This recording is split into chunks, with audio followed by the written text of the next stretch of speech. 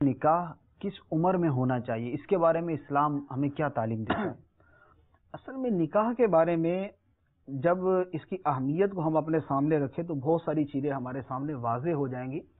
کہ نکاح کرنا جو ہے یہ کوئی بچوں کا کھیل نہیں ہے کہ آج نکاح کیا اور ہفتے 2 مہینے کے بعد جو ہے وہ نکاح ختم کر دیں گے. یہ نکاح ایسا معاملہ نہیں ہے. بطور خاص ہمارے ہندوستان کا جو پاکستان کا جو معاملہ ہے بر صغیر کا، وہ یہ ہے کہ نکاح زندگی بھر کا نباہ ہوتا ہے، اور ویسے ہی اسلامی روح سے نکاح جو ہے وہ زندگی بھر کا نباہ ہے. تو اب نکاح کرنا جو ہے جب یہ اتنا اہم معاملہ ہے کہ نکاح کے بعد لڑکی جو ہے اس کے اوپر شوہر کے حقوق و ذمہ داریاں وہ تمام کی تمام عائد ہو جاتی ہیں،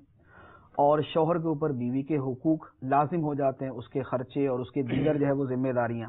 پھر ہمارے معاشرے کے اندر شادی شدہ کا جو معاملہ ہے وہ غیر شادی شدہ کی بنسبت منفرد ہوتا ہے. جی، گھر کے اندر جو غیر شادی شدہ لڑکا ہے اس کی حیثیت کچھ اور ہے، اور شادی شدہ کی حیثیت کچھ اور ہے. غیر شادی شدہ دیگر رشتہ داروں سے ملتا ہے، اس کی حیثیت اور ہے. شادی شدہ جب ملتا ہے اس کی حیثیت کچھ اور ہے. یعنی اس کو ایک اہمیت ہوتی ہے، اس کی اہمیت بڑھ جاتی ہے، اور ذمہ داریاں اس کی بڑھ جاتی ہیں. جب یہ تمام چیزیں ہیں پھر بیوی کا خرچہ یہ شوہر کے ذمے. اب آپ اس پر غور کریں کہ ایک لڑکا کماتا کچھ بھی نہیں، اس کی آمدنی کے اسباب کوئی بھی نہیں ہے. اب اگر اس کی شادی کی جاتی ہے اور شادی کے بعد نہ وہ بیوی کے اخراجات پورے کر پاتا ہے، اور نہ اپنی نہ سمجھی اور نہ تجربہ کاری کی وجہ سے بیوی کے حقوق پورے کر پاتا ہے، ابھی اس کے ایک کھلنڈرا پن اور کھیل کود کی اس کی عمر چل رہی ہے، میچور نہیں ہے، سمجھدار نہیں ہے، باشعور پورے طریقے سے نہیں ہوا، ایسی صورت کے اندر اس کا نکاح کرنا بہت ساری خرابیوں کو جنم دیتا ہے. اب ایک طرف تو یہ معاملہ ہے، دوسری طرف یہ معاملہ ہے کہ سمجھداری اور شعور یہ ساری چیزیں ایک جداگانہ حیثیت رکھتی ہیں، لیکن اس کے ساتھ یہ بھی ہے کہ بقیہ تمام کاموں اور چیزوں کے اندر اگرچہ شعور آئے یا نہ آئے، لیکن آدمی کے جو فطری تقاضے ہیں، جو اس کے جنسی تقاضے ہیں، یہ بہرحال عمر کے ساتھ ساتھ بڑھتے جاتے ہیں. اب ہمارے ہاں کا جو معاشرہ ہے وہ ایسا معاشرہ ہے کہ ایک طرف ذمہ داریاں بڑھ گئیں اور ایک طرف اس کو اکسانے والے معاملات بڑھ گئے. ہمارے ہاں بے پردگی، ٹی وی، بے حیائی، فلمیں، ڈش اور انٹرنیٹ، اور ہمارا بازاروں کا ماحول، ہمارا دفتروں کا ماحول، اور ہمارے ہاں جس طرح کی تعلیم دی جا رہی ہے، ہمارے یہاں مخلوط تعلیم کا سسٹم ہے، یہ ساری چیزیں وہ ہیں کہ جو آدمی کو اس حوالے سے مجبور کرتی ہیں کہ وہ نکاح کی طرف قدم اٹھائے. اور اگر اس کا نکاح نہیں کیا جاتا تو کوئی بعید نہیں ہے کہ وہ برائی کے اندر مبتلا ہو جائے. آپ اس کی مثال یوں دیکھیں کہ اگر مغربی معاشرے کو دیکھیں، مغربی معاشرے کی تباہی و بربادی، وہاں پر بدکاری اور اس طرح کی غلط کاریوں کے بڑھنے کی وجہ یہ ہوئی کہ وہاں پر نکاح کو مؤخر کر دیا، اور نکاح پر اکسانے والی چیزوں کو یا نکاح کے فعل پر اکسانے والی چیزوں کو بڑھا دیا. ان کے معاشرے نے ان کے اندر بے حیائی، آزادی، آزاد روی، آزادی رائے، اس طرح کے ناموں سے اتنی زیادہ بے حیائی اور گندگی بھر دی، اور دوسری طرف نکاح کے اوپر جو ہے وہ پابندی لگا دی کہ نکاح اس عمر تک نہیں کیا جائے گا، اس کے بعد کریں گے. اب اس کا نتیجہ یہ نکلا کہ مغربی دنیا زناکاری، بدکاری اور اس طرح کی غلط کاریوں کے اندر مبتلا ہو گئی.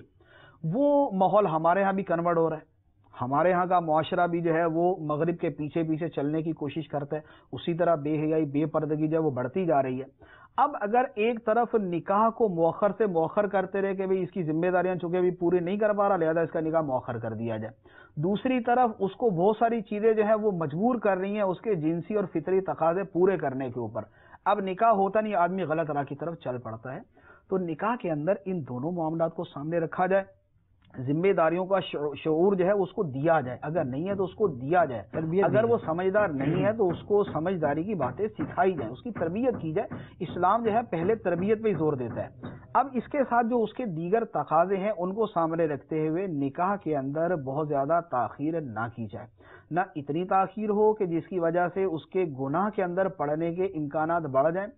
اور اس کے بارے میں حدیث مبارک کے اندر موجود ہے، سرکار دو عالم صلی اللہ تعالی علیہ وسلم نے بھی ارشاد فرمایا، اور تورات شریف کے حوالے سے بھی یہ منقول ہے روایت،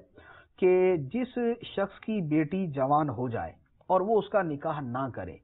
اور وہ بیٹی جو ہے غلط کاری میں مبتلا ہو جائے تو اس کا گناہ اس کے باپ پر ہے. یعنی اس پر لڑکی پر تو گناہ ہے کہ اس نے فعل کا ارتکاب کیا، لیکن اس کے ساتھ اس کے باپ پر بھی گناہ ہے کہ جب اس کی بیٹی اس عمر کو پہنچ چکی تھی تو اس نے اس کا نکاح کیوں نہیں کیا۔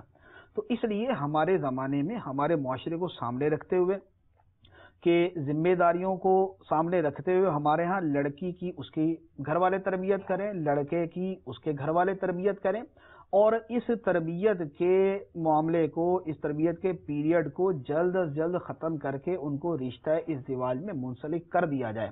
کیونکہ ہمارے ہاں بھی یہ غلط کاریوں کا ماحول بڑھتا جا رہا ہے۔ جو معاشرے کے اندر رہتا ہے، جو اسکول کالج کے ماحول کو جانتا ہے، جو ہمارے فیکٹریوں، دفتروں، کارخانوں کے ماحول کو جانتا ہے، جہاں پر مخلوط لڑکے لڑکیاں کام کرتے ہیں، جو ان کے ماحول کو سمجھنے والا ہے، اس کو پتہ ہے کہ ہمارے ہاں بھی یہ گندگی کس قدر تیزی کے ساتھ بڑھتی جا رہی ہے، اور یہ چیز نکاح جو ہے یہ اس گندگی کی راہ میں ایک بہت بڑی رکاوٹ ہے۔ خود نبی کریم صلی اللہ تعالی علیہ وسلم نے ارشاد فرمایا کہ نکاح کرو، کیونکہ یہ نگاہ کی حفاظت کرنے والا ہے،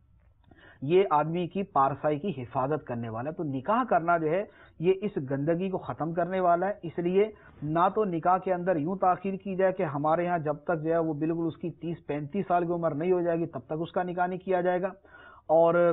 اس طرح کی اور چیزوں کو سامنے رکھتے ہوئے نکاح کے اندر مسلسل تاخیر کی جاتی ہے۔ ماں باپ سمجھتے ہیں کہ کچھ کما لے، کچھ ہمیں کھلا لے، پھر کر دیں گے۔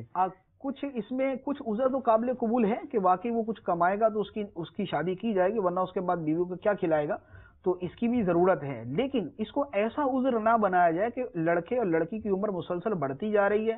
اور اب ان کی منگنی کر دی 10 سال پہلے اور نکاح کرنا ہے 10 سال کے بعد، اب ان کے آپس کے اندر روابط بڑھتے ہیں، تعلقات بڑھتے ہیں، یا ان کے غیروں سے تعلقات بڑھتے ہیں، اور نتیجہ جو ہے وہ برائی کی صورت میں جنم لیتا ہے۔ تو اس لیے نکاح کے اندر بہت زیادہ تاخیر نہیں کرنی چاہیے۔